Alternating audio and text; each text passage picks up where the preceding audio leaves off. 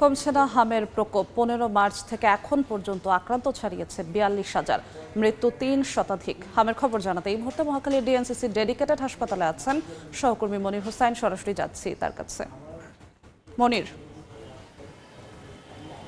হামের যে পরিস্থিতি সেটি যদি সবশেষ বলতে হয়, হামের যেই প্রাদুর্ভাব, আক্রান্ত এবং মৃত্যুর সংখ্যা সেটি কিন্তু এখনও প্রতিদিনই বাড়ছে। আমরা গত কয়েকদিন ধরেই দেখছি প্রতিদিনই 1000-এর বেশি শিশু আক্রান্ত হচ্ছে এবং 10 জন কিংবা তার কাছাকাছি, এবং আমরা গত পরশুদিন দেখেছি সর্বোচ্চ একদিনে 17 শিশুর মৃত্যু হয়েছে এই হামে আক্রান্ত হয়ে। আমরা এই মুহূর্তে আছি রাজধানীর ডিএনসিসি ডেডিকেটেড হাসপাতালে। এই হাসপাতালেও গত 24 ঘন্টায় নতুন করে 121 জন রোগী ভর্তি হয়েছে। এ নিয়ে এই হাসপাতালে এখন ভর্তি আছে 451 জন। তবে স্বস্তির খবর যদি বলতে হয়, এই হাসপাতালে গত 24 ঘন্টায় কোনো মৃত্যু হয়নি এবং শতাধিক রোগী এখান থেকে সুস্থ হয়ে বাড়ি ফিরেছেন। এবং সরকারের পক্ষ থেকে আসলে বারবারই যেটি বলা হচ্ছিল যে হামের প্রকোপ কমে এসেছে, কিছুটা কমেছে, এবং তারা বলছে আরও 4-5 দিন কিংবা আরও 1 সপ্তাহ পর এই সংখ্যাটা কমে আসবে। তবে পরিসংখ্যানের দিকে এবং হাসপাতালের পরিস্থিতি দেখলে সেটি কিন্তু আসলেই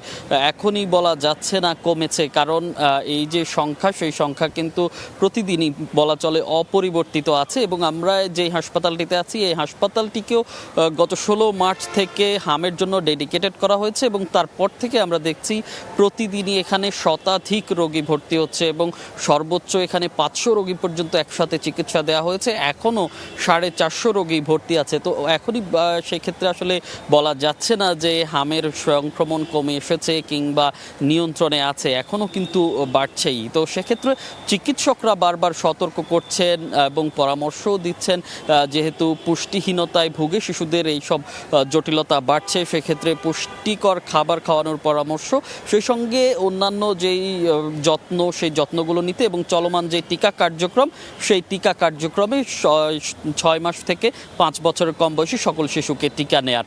তো এই ছিল রাজধানীর ডিএনসিসি ডেডিকেটেড হাসপাতাল থেকে আমার কাছে সবশেষ। রাজধানীর ডিএনসিসি ডেডিকেটেড হাসপাতাল থেকে হামের খবর জানাতে যুক্ত হয়েছিলেন সহকর্মী মনির হোসাইন।